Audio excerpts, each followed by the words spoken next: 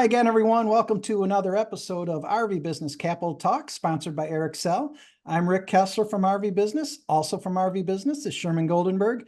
And joining the two of us today is Curt Hemmeler. Curt Hemmeler, of course, is the Executive Director of the RV Technical Institute, as well as the Senior Vice President of Standards for RV Industry Association. But we brought Curt on to talk to him about the 5-year anniversary of the RV Technical Institute. Quite frankly, Curt, I can't believe it's already been 5 years. I know. It's hard to believe. It really is. Take us back 5.5 years ago when you were first approached about this position and what this RVTI might eventually become. What do you recall from those conversations? Oh, good golly. Well, a lot of it is what I expected, I will say. But there's been a lot of surprises too along the way that I think have shaped kind of how we've navigated over the years.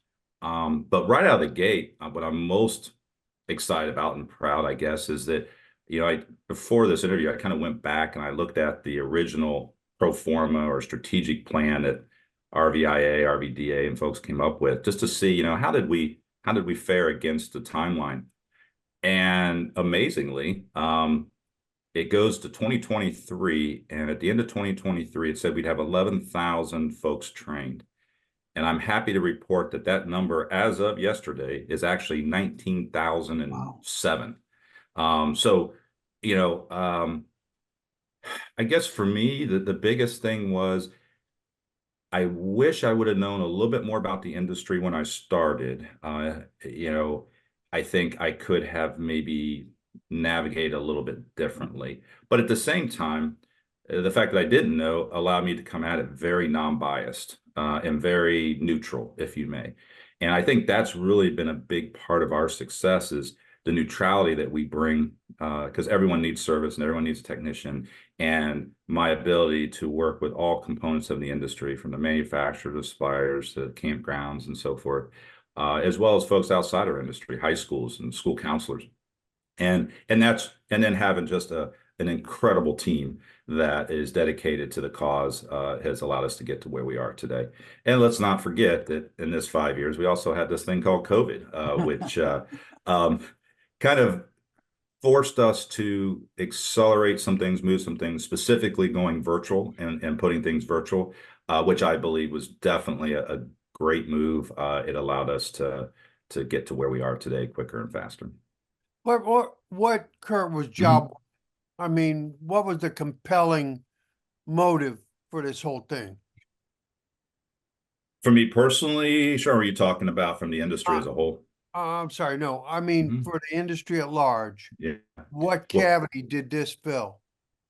Well, I think, as it says in our mission statement, our whole purpose is to make that consumer experience better.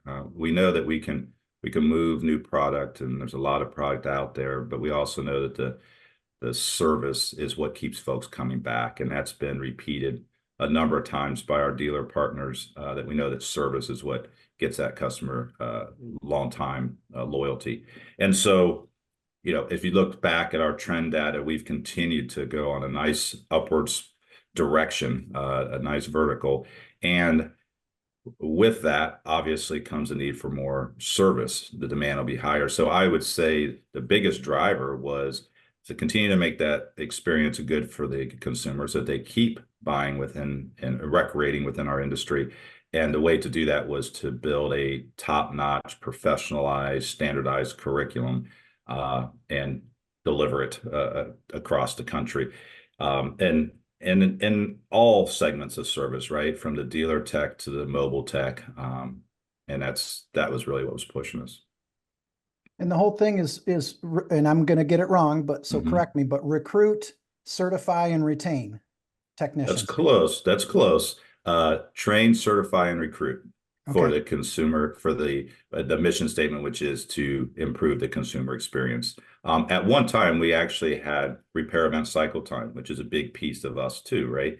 And we made the decision, the board made the decision to kind of allow that to come on the kind of as a result, because it was bigger than just the RVTI side, but it's still a big a big component of what we do is having certified techs that know the sequence of operation, know how to troubleshoot, know how to diagnose, so that repairs can be done quickly and correctly the first time. And so that really is why you want your folks to be certified. And that's why I'm happy to report that we now have surpassed 6,200 certified technicians out there, which the highest number I could find was just under 4,000 technicians. So, that number, we're growing. This past year, we will have grown 25.3% over prior year in the number of people training.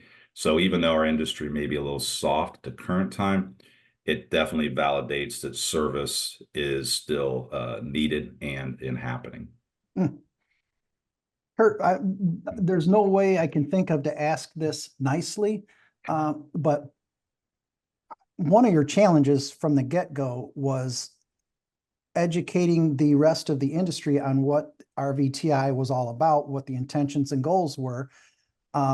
There's been other efforts over the years, not nearly to this scale, of course. How did you, or have you gotten that buy-in from the industry that you were hoping to get? No, that's a great question.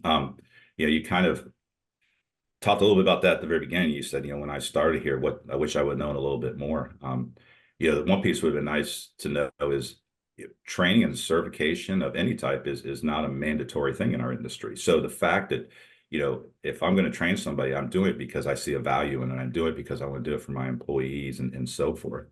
To answer your question, for the first time, and I will reflect back to June when we had our board meeting and we sat in front of our board members at RVIA as well as RVDA, and we asked, look, we have been able to keep the price point at a very reasonable amount. You guys have been subsidizing, GoRVing's been subsidizing, and you can see that we're taking that money and we're doing great things with it. And I basically asked, can we have more? And the board unanimously said yes. And so to me, that was the point, I think, when I feel like we're now validated. We now have a critical mass. We're having impact. We have dealerships that have invested tremendously in the training component of things. And they're seeing the results: lower turnover, better turn rates, which equates to more money and repeat customers. So that was really the first point, you guys, where I said, you know what, we're here to stay. And I think that is why it's different than in the past. In the past, and I felt that. In fact, I joke with a lot of folks, and I've been asked, and I won't name the names, but I've been asked a few times over the years, Curt, I can't believe you're still here. And I take that with a grain of salt, and I laugh and say, well, I'm either the dumb from Ohio or the smartest guy. But I like to say that the industry, and I'm happy to say this industry is 100% behind it now. And I think it's just a matter of continuing to push that peanut up the hill and showing good results and showing what happens when you train your folks, and we'll keep growing. Where Curt, would you like to see things go next? It's a great question. This past year, we put a lot of focus on level 3 because that's the training from the vendors, both manufacturers, suppliers. We have a lot of folks that have completed level 1 and level 2, and that will continue to grow as we recruit new folks in the industry. But level 3 is a monster because if you think about it, we have to get all these folks that are vendors, get their curriculum and stuff put in, approved by a board, and then deliver it out there for folks to take. And so that's going to continue to grow, and that's going to continue to expand as we add more and more approved content into our basically our website where techs can go and get the training. So that's one piece. The other place I want to take it is expansion into some key markets by taking RVTI to a couple different places, specifically Texas, Florida, and California. I am currently working with Navarro College, also, which is in Texas. And you may have heard about some investment made by Funtown and Jared, as well as Lippert and Forest River involved. And so we're working on that. We're working on in Florida at JTech, who has been an authorized learning partner with us. They've actually already graduated well over 100 students, but we haven't really been in California. So that's another place that we will go and we will focus. And that's predominantly to make sure that we're not missing all the mobile techs that are out there. And so, that's obviously those 3 states were picked with intention because of the size and the magnitude of RVing that occurs in those 3 states. But we're going to put a lot of focus there and help get RVTI up and running in those entities. That's one focus. The other one is we're investigating Spanish to see how we potentially take the curriculum into a Spanish format or other than English. We're also going to continue to expand on the women technician training with the partnership with RVWA. We started this a couple years ago, and I think we did 5 or 6 classes this year. We're going to probably double that next year, but we're going to be taking it into campgrounds next year because the campground component has been a big focus, because a campground has the ability to provide temporary housing while folks train.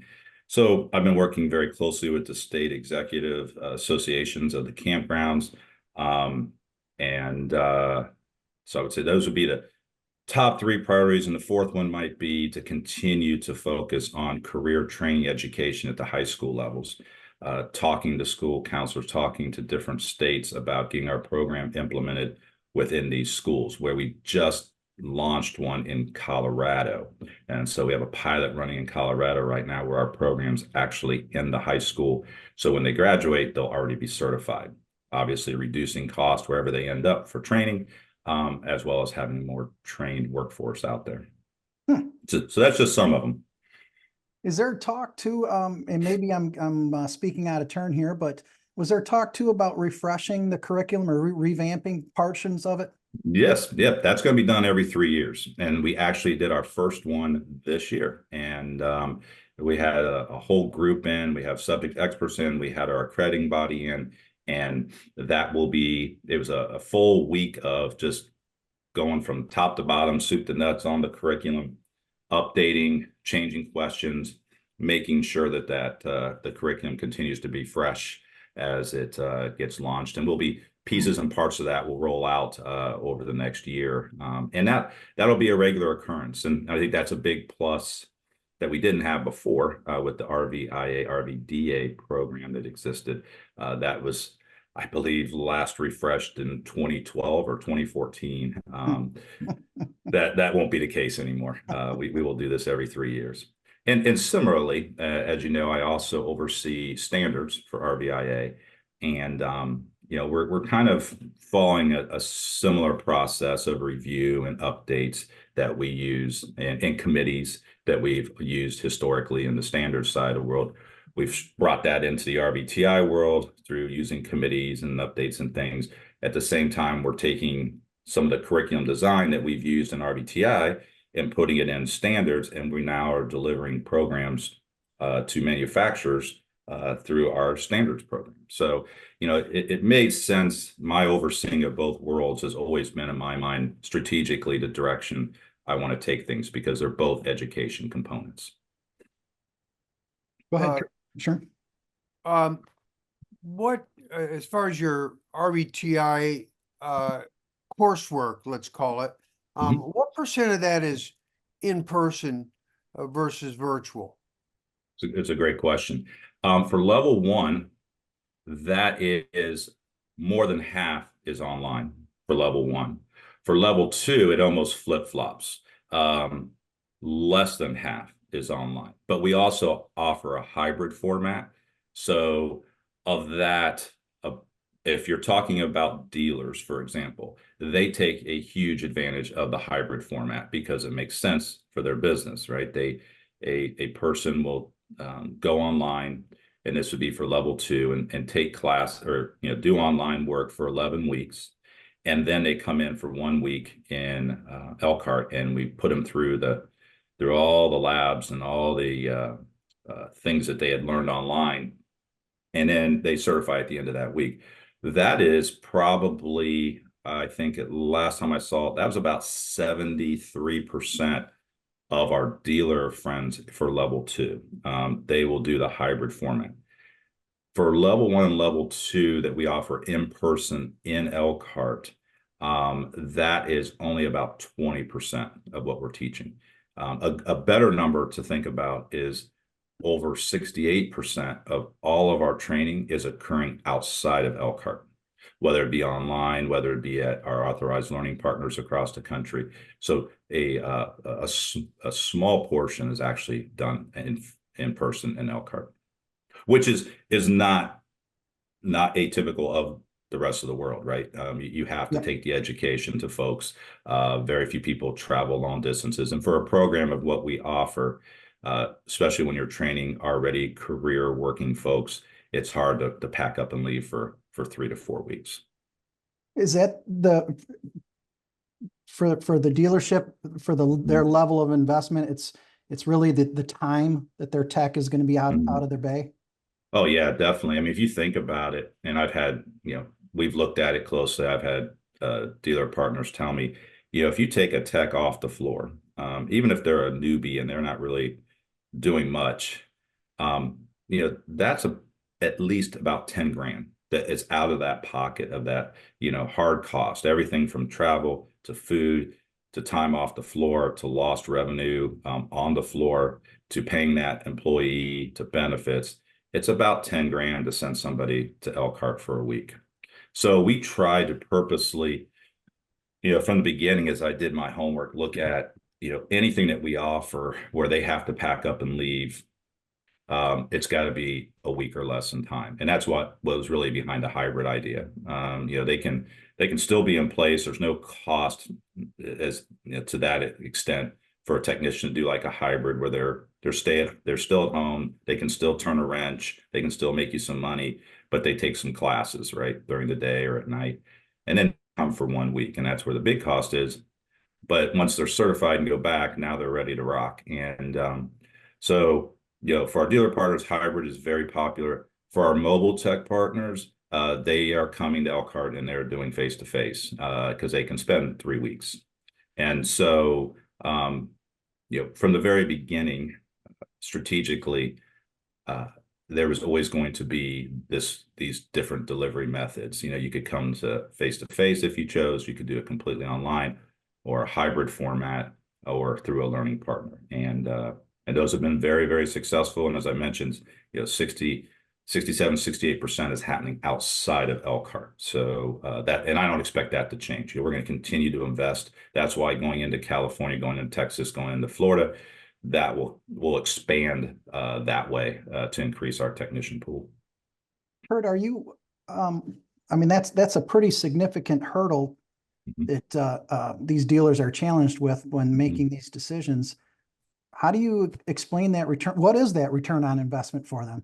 Sure. So, we're finally at a point after a couple years that we have some dealer partners across the country, especially, some examples is Nathan Hart or Ryan, who have a couple small dealerships, but they've been chairman of RVDA and they've really invested in this. And they will tell you it's not cheap. It's not easy. It has to be managed. And so, but they're seeing the results after a year and a half, and they come directly in some hard cost and soft costs. Hard costs being they don't lose anybody. There's some partners I've talked to that have gotten accustomed to living with 100% turnover, in a year. So I hire 10, I lose 10. I mean, you're never going to gain any traction. And so, these folks are reporting back that if they've invested in training, their turnover is none to, maybe losing 1. So turnover right out of the gate. Second thing, obviously, is the turn rates get faster and quicker, which brings more money to the dealership. Better customer experience. The technicians are more competent. So the customer, has a better experience with that technician. Those are really the big ones right there. Yeah. That continue. Sherm, you look like you had a question and I interrupted you. I'm No, sorry. I thought we ought to rope it in. It's been a really solid interview. But I'm watching my watch and yeah, it's about time to sign off. Yeah. Yeah. Kurt, I can't thank you enough, man. Congratulations on a very successful 5 years. Looking forward to the next 5, huh? Yeah, for sure. And thank you, both of you, for having me on. And please, if any folks are in town for Open House Week, we are going to be celebrating our 5-year anniversary by giving some tours and some refreshments and things during the course of the week. So please stop on in and take a look at it firsthand. Meet the team. Very good. Sounds good, man. Thank Sounds you good. again. Thank you, Yeah, guys. we appreciate the heck out of it.